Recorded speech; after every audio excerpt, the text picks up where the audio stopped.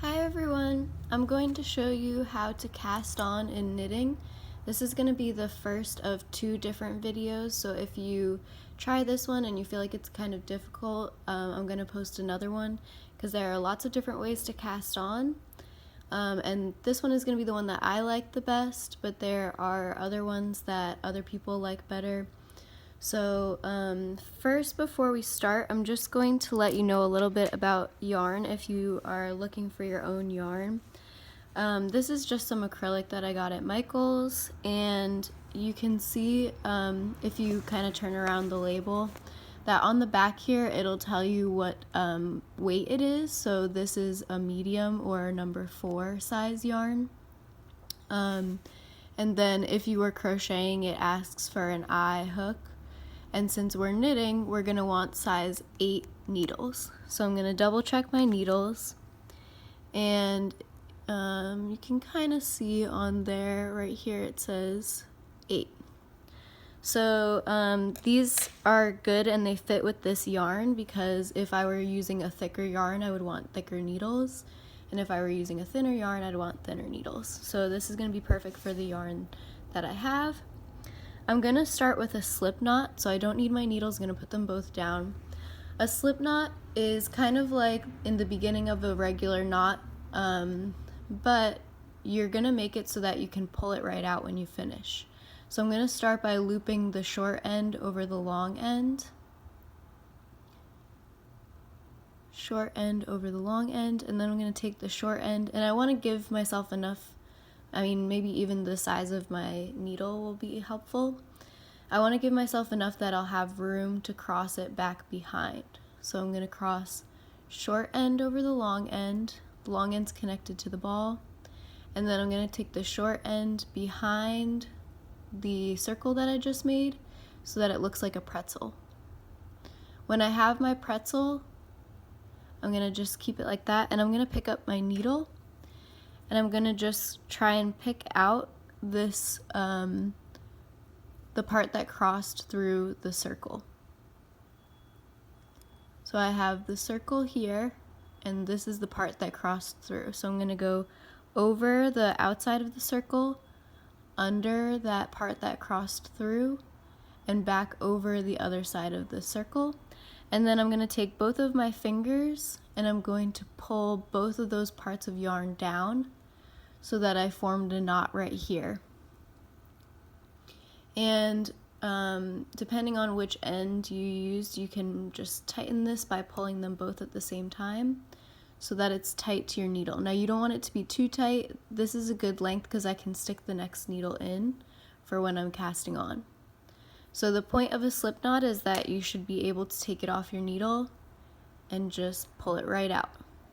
So I'm going to do it one more time. I'm going to cross the short end over the long end, wrap the short end back behind the circle, and then I can use my needle and just pull that short end slip part out, pull these two down to tighten the knot, and then pull them out kind of like this to tighten it around the needle. Now I'm going to pick up my other needle, and I have my slip knot here. My slip knot's going to count as my first stitch. So I'm going to slip my needle underneath the first stitch. So it's going to come underneath, and you want to do it right where the knot meets itself, because that's the part that has the most space to put your needle through. So I'm going to put my two needles both inside of the slip knot, and then I'm going to take the longer piece of yarn. This is going to be called the tail, so we don't want to do anything with the tail anymore, we're just going to leave it there. I'm going to take the longer piece of the yarn that's attached to the ball, and I'm going to wrap it around the back and in between the two needles. So I'm going to take it from right here, wrap it around the back and in between the two needles.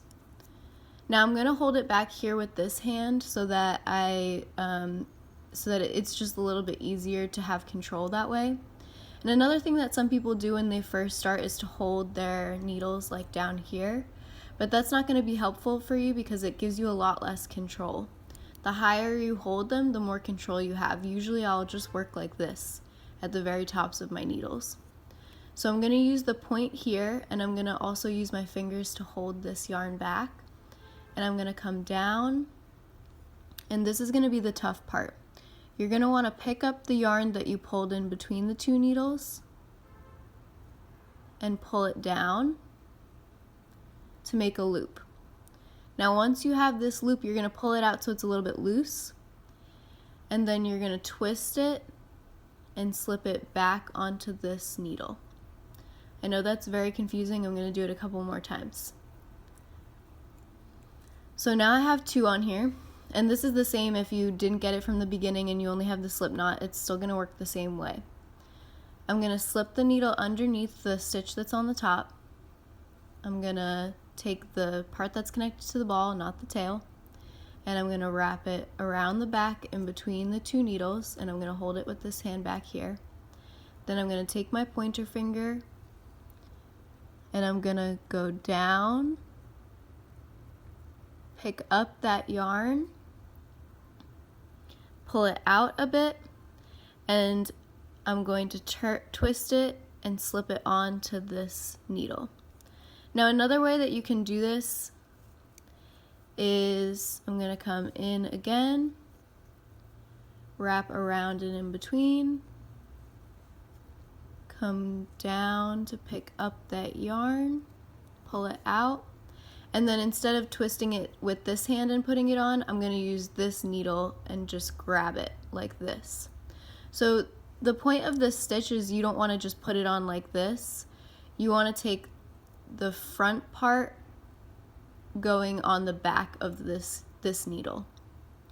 So if you just went like this and just placed it onto there, it would be a lot less of a strong cast on than if you are able to kind of twist it to put it on there. And I'll just do that another time. So usually when I finish, if I'm casting on this way, I just leave my needle in this last stitch that I did so that I can just start a new stitch. So I'm going to show that right now. So I stuck my needle into the first stitch, wrap it around and in between. I come down and grab that yarn, pull it out, twist it and slip it back on this one, and then I'm just going to pull it back to be tight again, and I'm going to wrap it around and in between and start my next stitch. Going to come down, pull it out, twist it and put it on this one, and I can start again. On, around, down, pick up that yarn, pull it out, twist it, and put it back on. So if you want to make something like a scarf or a hat, you can look up the dimensions of how many stitches you might want to cast on. I would say for a scarf, cast on about 25. If you want to make a hat, you might want to use circular needles, but you can also do it with straight needles, and you could cast on maybe like 90 stitches, depending on your head size. You can also make things like a doll, and you could just do kind of like a 10 stitch rectangle for to start the leg, or you can just practice doing a sample. So another thing that I want to show you before you go is on here where it shows how many how big the needle is, it also shows how many stitches and rows will make a 4x4 swatch. So if you want to test this out and do what's called a gauge, you could cast on 17 stitches, that's why it says 17S, with size 8 needles. Do 23 rows of that and check that it comes out to 4x4 inches or 10x10 centimeters. And most yarns, especially if you get it from a craft store like Michael's or Joann's, will have this information on there, and will also show this number that tells you how thick the yarn is. So these are really helpful for you to know, just to look out for, and for you to plan your projects. Thanks for watching!